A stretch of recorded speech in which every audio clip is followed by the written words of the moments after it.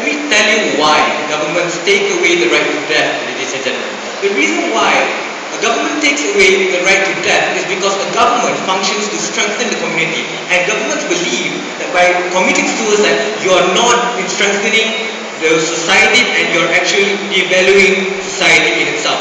I'm going to first engage the extension by side government, then I'm going to crash the side of government. First off, on benefits to society, ladies and gentlemen. As we POI, ladies and gentlemen, we want to compare what are the contributions an individual can make while living and while dead, especially after the characterization of how people who are committing suicides are like, jumping off buildings, taking pills. What are the state of the organs then, ladies and gentlemen? The state of the organs then are non-usable for society. What happens? They're trying to tell us that these wrecked organs can contribute back to society. Ladies and gentlemen, in the debate they introduced two issues on suicides and the lack of organ donation. Both issues are not being answered by side government. You're not reducing the amount of suicides, you're condoning suicides, ladies and gentlemen. And side opening said that was a major problem, and side opposition closing said, well, we can live with that as long as they give back to society. Where's the stand there on side government, ladies and gentlemen? We want to see what they want to come up with. Also, ladies and gentlemen, on arguments about contribution to society, even though their characterization of people who survive the first attempt of suicide, 11% out of 100,000, how many survive?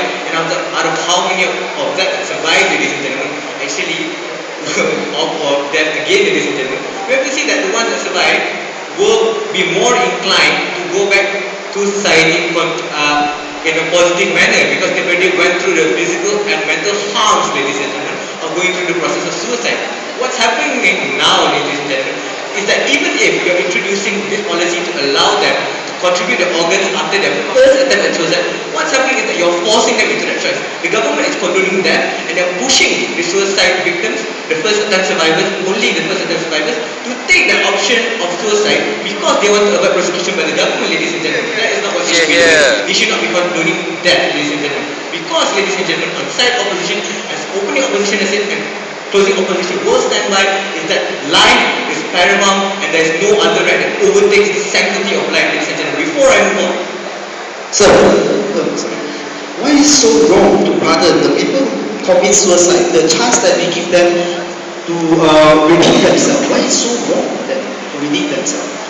Ladies and gentlemen, under the status quo, if you're a donation card holder, when you die, you're going to give away your organs anyway, ladies and gentlemen. Even then, ladies and gentlemen, people are not contributing enough organs. What you're doing is telling people you should commit suicide because you can donate organs, ladies and gentlemen. And right now, they couldn't even control the problem of suicide, ladies and gentlemen. How are you going to ensure that the solvency that you want, ladies and gentlemen, more organs, can be achieved? It's not linking there, ladies and gentlemen. They took it for on their benefits, that people will automatically go for organ donation when they cannot even curb suicides that are happening today, and the ones that they can curb are people who have attempted suicide and survive, and those people are being forced to commit suicide anyways, ladies and gentlemen. Before I move on,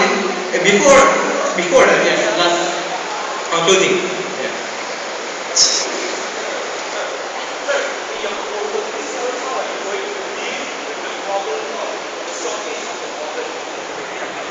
Ladies and gentlemen, that is not on our owners to solve that problem. You introduced that problem and you didn't solve it. What we are saying is that life regardless is sacred, ladies and gentlemen, which I will do within my extension, which my extension comes under the title infringement of rights on life.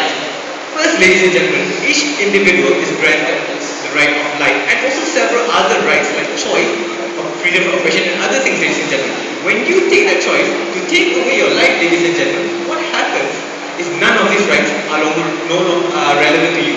Why is that dichotomy there, ladies and gentlemen? What happens is, by allowing a choice that they, under the mental stress which they characterize as being unstable anyway, depression and such, a motivated choice, and due to depression caused by emotional factors and not a rational decision, ladies and gentlemen, you're taking advantage of that situation and taking away all the other rights by putting an end game. Ladies and gentlemen, in the United States, we care about people's welfare. That's why there are so many policies in healthcare. That's why Obamacare was introduced, and that's why we don't believe that even at the end that they should be opted for the choice of suicide, but we should continue to help them because life is sacred, ladies and gentlemen. Even though they say that organ donations are down, ladies and gentlemen, we don't believe that in this proposal that they're saying will even put a dent in the problem, considering how many of the organs that can be jump off a building, ladies and gentlemen. How many? Alright, on the second argument of under my extension, ladies and gentlemen, is how that it will cause damage to doctors' integrity. Doctors are under an oath, ladies and gentlemen, palliative care, where they cannot by any means condone the death of their patients, ladies and gentlemen. What message is the government sending? That doctors should go back on their oath just to satisfy what government wants?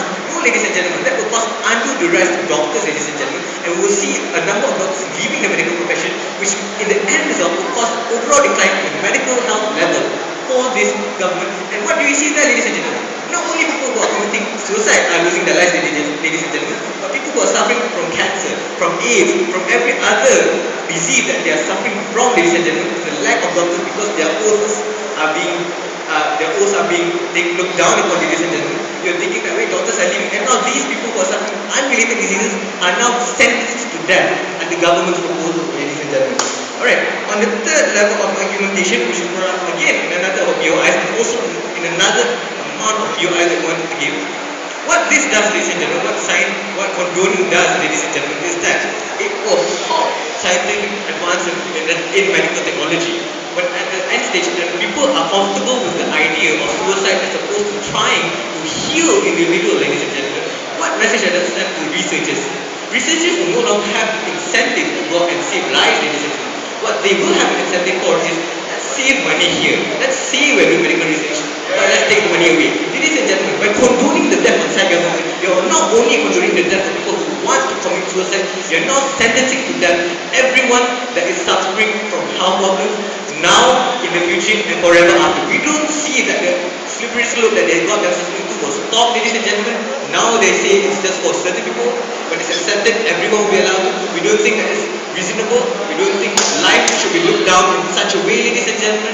We think, on side opposition, that the sanctity of life is paramount to everything else, ladies and gentlemen. It should override everything else. And what I've done in my speech is not only have I disproved the extension, ladies and gentlemen, of a contribution to society, we push forward why, ladies and gentlemen, this proposal will cause more damages than any other proposal, ladies and gentlemen, even if the proposal was sort of flimsy or opening government. With that, ladies and gentlemen, I am proudly standing here to oppose this motion, ladies and gentlemen. Here, here.